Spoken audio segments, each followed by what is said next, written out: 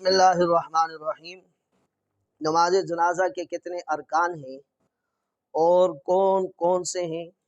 ساتھ نیز بیٹھ کر نماز جنازہ پڑھنا جائز ہے یا نہیں ہے؟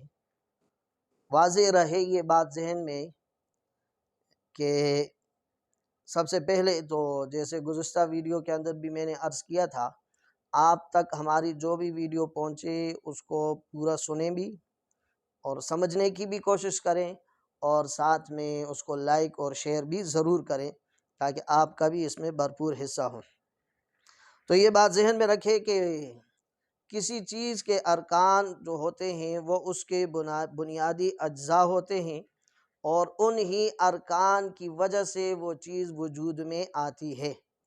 تو نماز جنازہ اس کے بنیادی ارکان جو ہیں وہ دو ہیں۔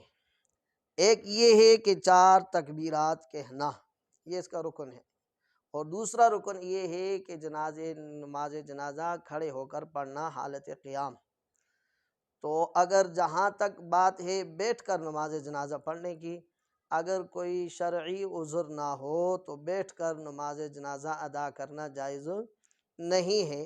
لہٰذا نماز جنازہ کے 2 ارکان ہوئے، ایک 4 تکبیرات ہو گئی اور دوسرا حالت قیام ہو گیا، کھڑے ہو کے نماز جنازہ پڑھنا۔ لہٰذا بغیر کسی عذر کے بیٹھ کر نماز جنازہ پڑھنا یہ جائز نہیں ہے۔ اللہ تعالی ہمیں سمجھنے کی توفیق عطا فرمائے۔